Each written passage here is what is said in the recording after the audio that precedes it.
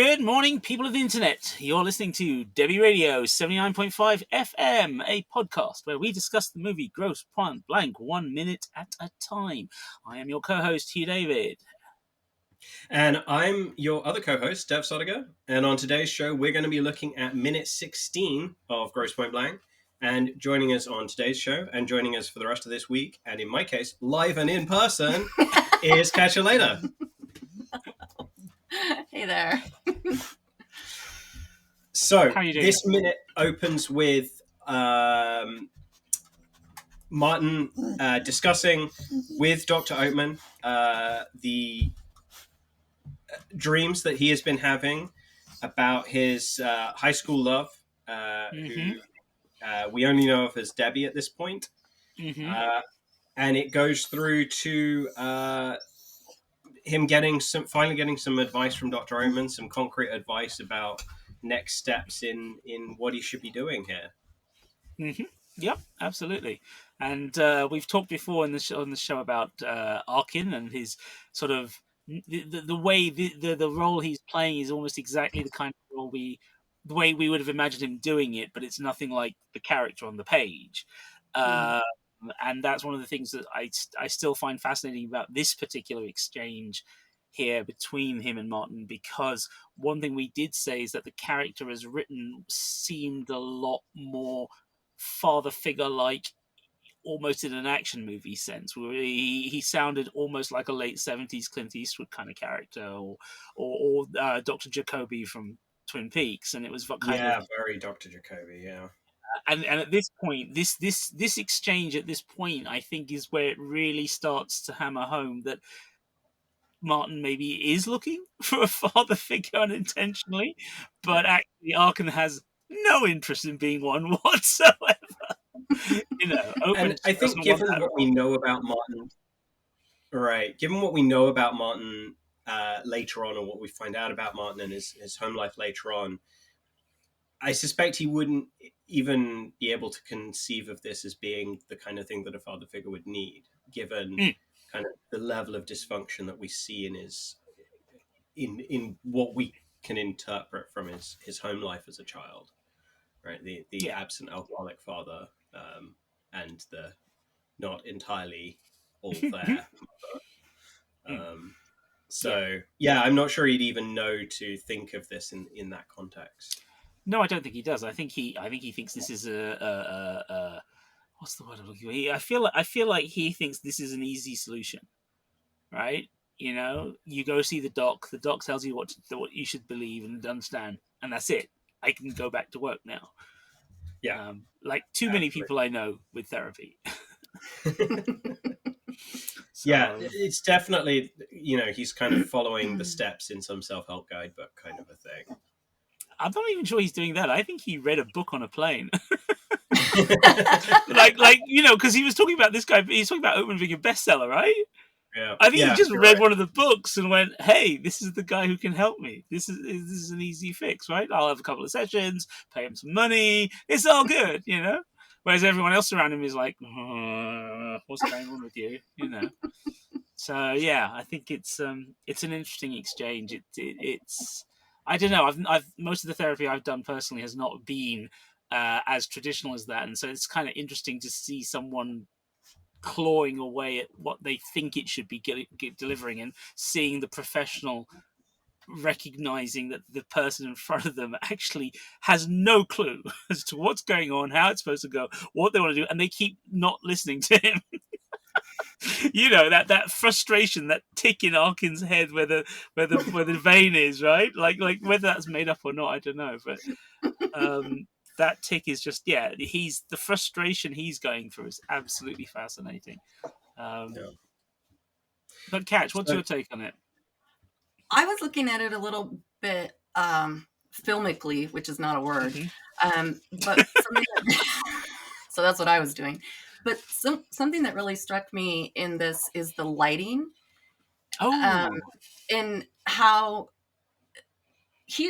Arkin does it as well, but Cusack especially, it seems like he's spending time going in and out of the lighting.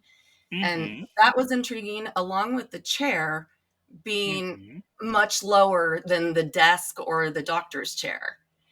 And the way that Cusack works physically in amongst those things, he's sitting lower. It's an awkward pose. This lighting is very horizontal.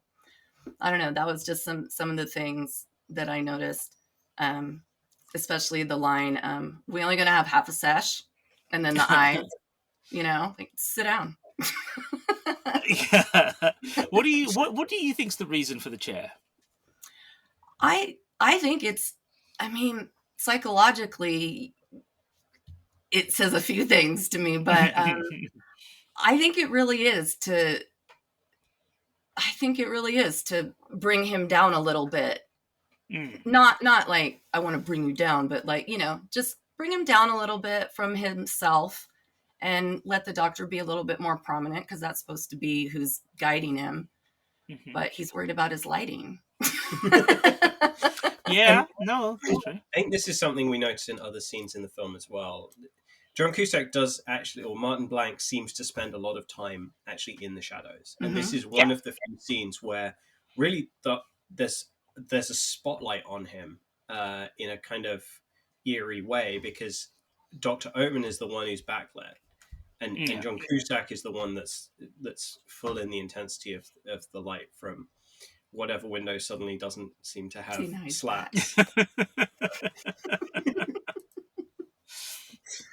I mean, the thing is, I think we may have said this in a previous podcast, but I think there's two things I find interesting about the chair. I think one is the fact that, as you say, there's the psychology of how people sit around desks and who has power and all that kind of thing, which, again, I find interesting, because I would have assumed, and clearly I'm assuming wrong, that a therapist of some sort would not want to tower over the subject, right? You're supposed to be, but clearly that's how this works. But then when you look behind Martin and you see the couch, the very traditional couch, which is up at desk level, practically.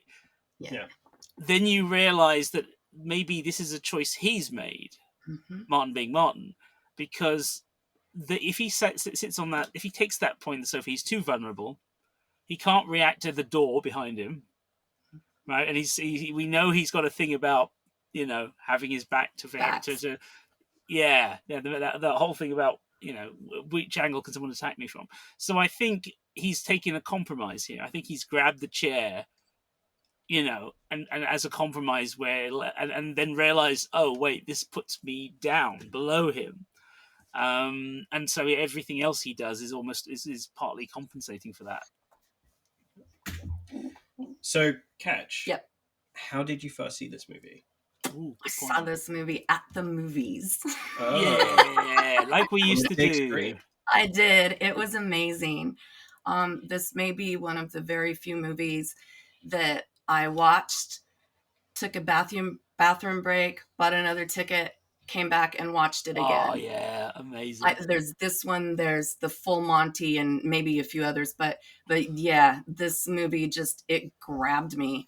And watching it again recently, it is such a I don't want to use the word quintessential. It is such a slick representation of a 90s movie. Yeah. And I love it in all of the things that it does. Even the things that make me uncomfortable, I love the way they do it. Yeah, I can see that. Yeah. Absolutely. The wit, I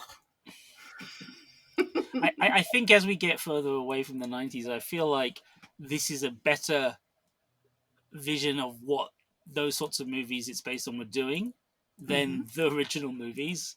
I'm finding that, for me personally, as someone who was a big fan of that whole boom of American indie crime films at the time, and I've been a reasonably vocal advocate for about 15 years. The last few years, I've rewatched a bunch, and I'm just like, no, this just doesn't do it for me now, for a number of different reasons. And I feel like rewatching Grosse Pointe Blank has been like, yeah, this is what was needed at the time. This is the breath of fresh air. This is the caustic wit, and it's not just the satire of capitalism and a particular era of people who grew up with what they thought were going to be punk sensibilities and then became mainstream and all of those elements. But in addition to that, it's it's both simultaneously a fantastic action film and a parody of those 90s crime actioners at the same time. And the fact that it manages to be so beautifully both is why we're here now, I reckon. Other than the fact that Dev has seen this film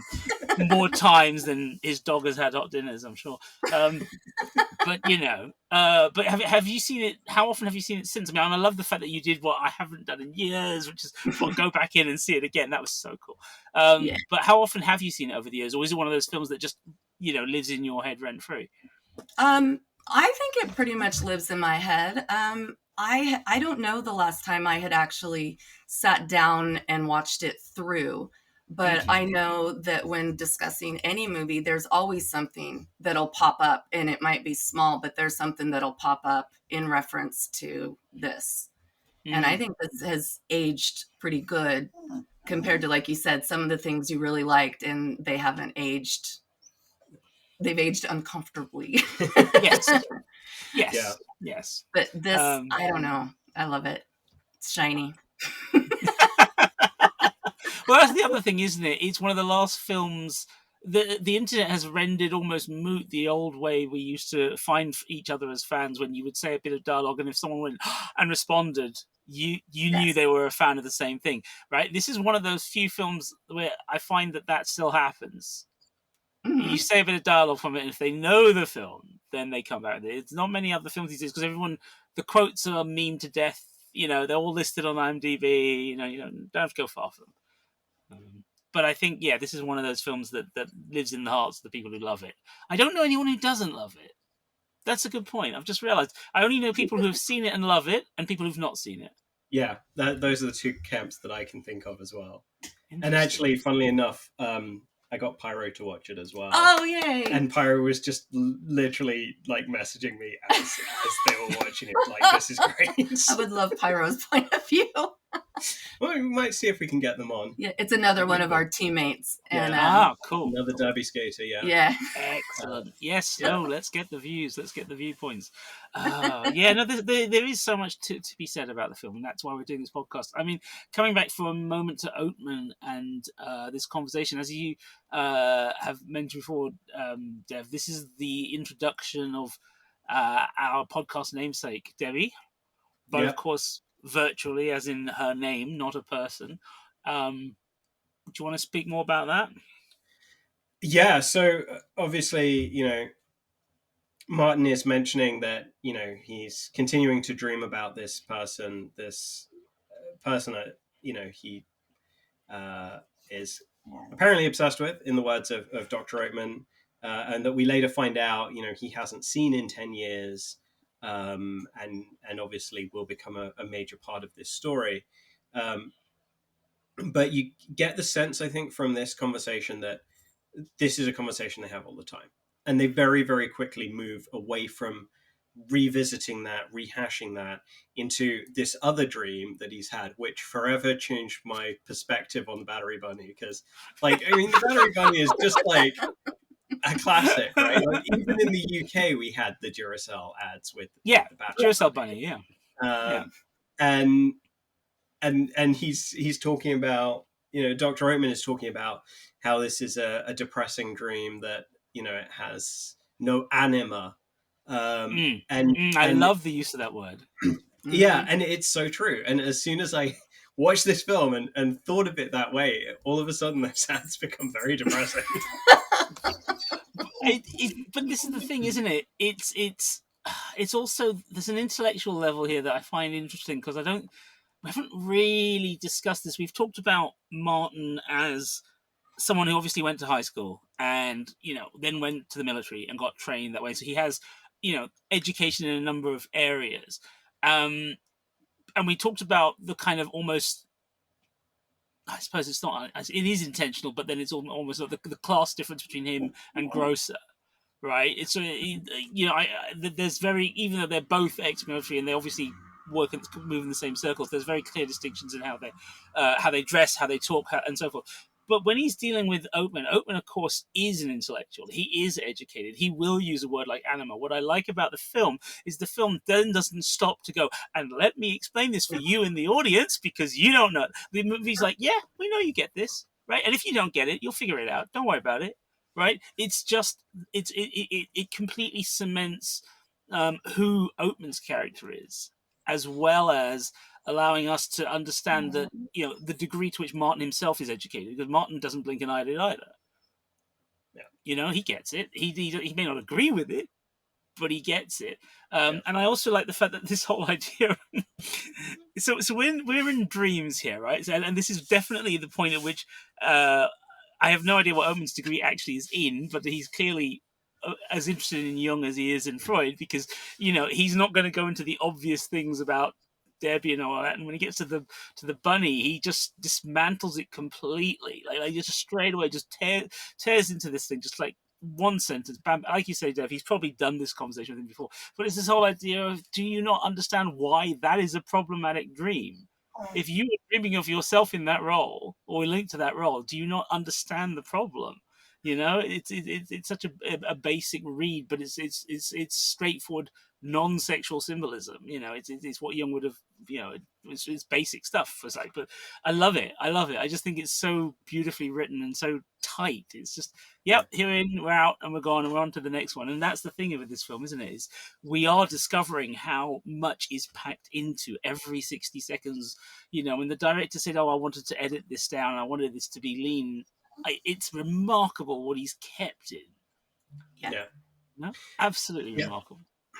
I also find the relationship interesting in that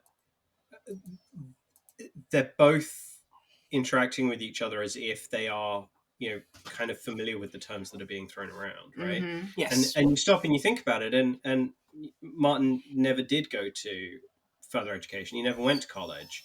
He went into the military. So, I mean, for him to be able to interact with people, not just Dr. Oatman, but throughout the film, at the somewhat more intellectual level that he operates at, like he's clearly continued to progress himself in a way that I think, as you know, we'll probably see more and more through the movie. Grosse doesn't, right? Grosse is very much more blue collar, you know, and I think that somewhat reflected in his attire, but is very much reflected in his attitude, his language, his approach to things. The buzz cut. Yeah. I mean, it's interesting, isn't it? Because I think we've said before that. I don't think we have. We have talked about Aykroyd, but we've not. You know, there is such a world of difference between his Ghostbuster, who is.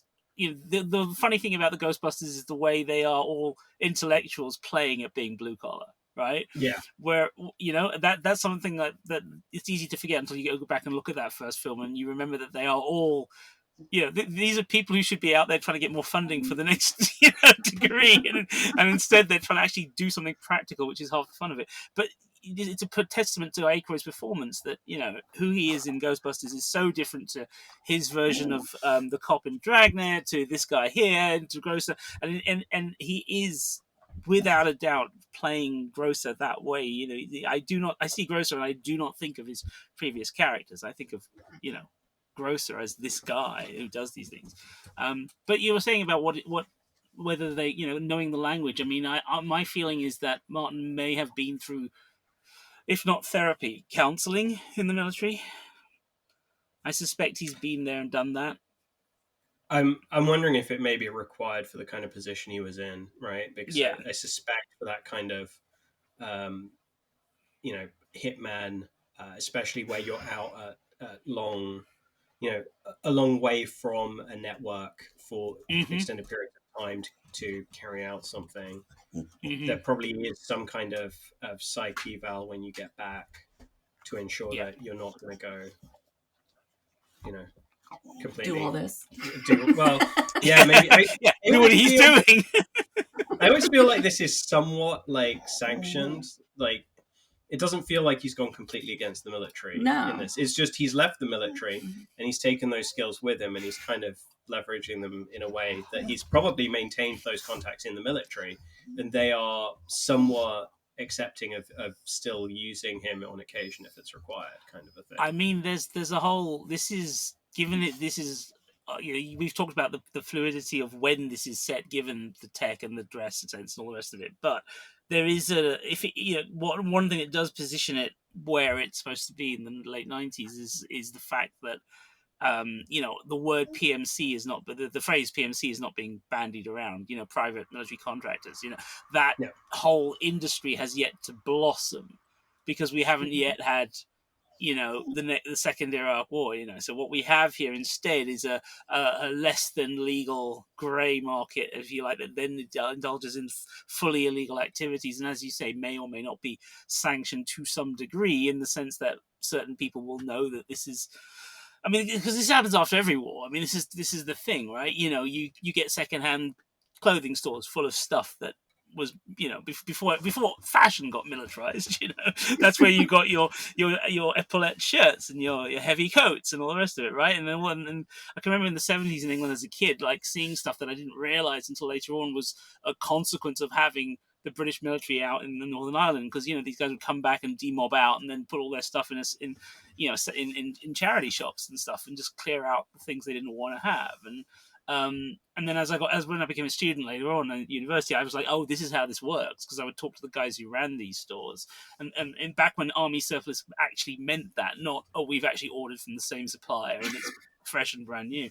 And so I feel like there's and that led me down the whole thing of, well, what do the people themselves do and where do they go? And that's when you start to understand that this is where this world that film likes to draw on, of people who are combat experience and very particular set of skills. These people this is a real thing. People do find their ways into some difficult things. Security is a catch-all phrase for all kinds of work, which is kind of scary, but it makes for good movies. I was just thinking, is this because if we had subtitles, if this was the minute, this is the obsession minute, correct? And so this would be where I would bring up the weird thing about his lack of boundaries. Yeah, right. And not just his lack of boundaries, but his imposition of them on other people.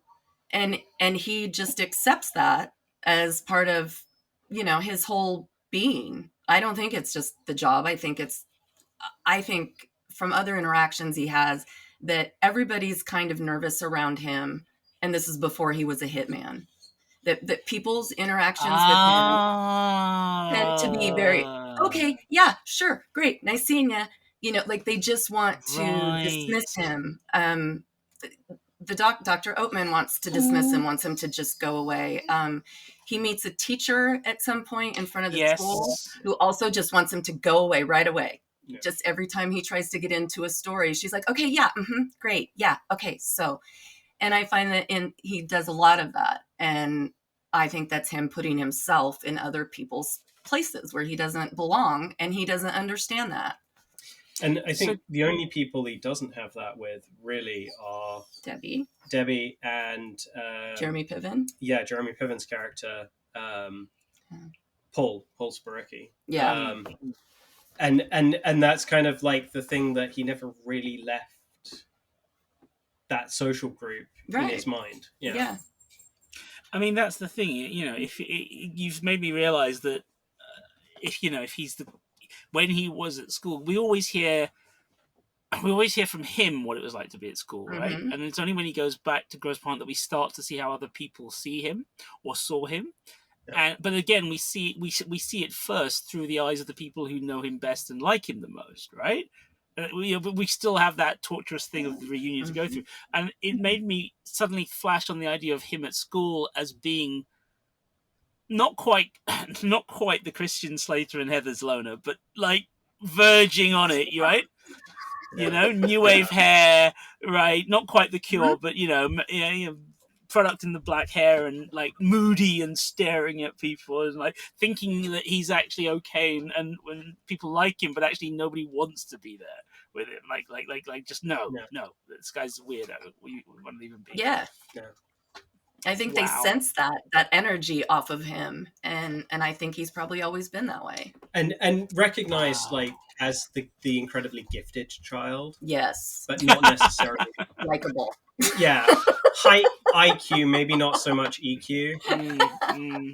Yeah. In this world, Harvard kind of In this world, he joined the army, and fast forward by whatever 40 years, and he'd be an incel. Yeah. Okay. Yeah. Exactly. Got it. Exactly. Right. Which would be way less interesting than this, because this just feels so purposeful and like he was trying to do a thing to figure himself out, and he doesn't like the result. He's not happy that's true. it. Actually, but that's half the fun of the film, isn't it? Is there is real growth in the character. Yeah. And I believe that was Tilly telling us that this is the point to wrap this up. Apparently, yes. Yeah, she is being a little monster today. So hopefully she'll behave herself better for tomorrow's episode. We'll find out. Yes, indeed. In the meantime, this was minute 16 of the Grosse Pointe Blank podcast, Debi Radio 79.5 FM, featuring your hosts, co-writers, and co-producers, myself, Dev Sodiger, and my dear friend, Hugh David. Thank you. And today's guest, and our guest all week, is Catch You Later, GPB fan extraordinaire. So, Catcher, if people want to find you online, where would they go to find you? I think they would look for me at North Bay Derby, is where I think they would look for me. Excellent. And fantastic. Our teammate. You'll find both of us there. Yes. Probably, well, I'll be dressed like this, but you would be dressed a little bit different. I'd probably have some zebra stripes on, Yeah, he'd have stripes. Okay. He's an official, so he has to wear the stripes. Oh, okay. I need to see not like prison, like being official. Right, black got and white stripe. Okay. You can find us at all good podcast players, as well as on YouTube, X, Spotify, using at Debi Radio, DEBI Radio, as well as on our website, debiradio.com. And with all of those, once more, DEBI Radio. And if you want to find us and communicate with us, you can join our Facebook listeners group. That's Debi Radio Fan Club. So just look up that group and we'll be on there, and look forward to discussing more about this movie and movies in general. Sure was clear that all of this was new. Concentrating hard like a little girl, smoking for the first time.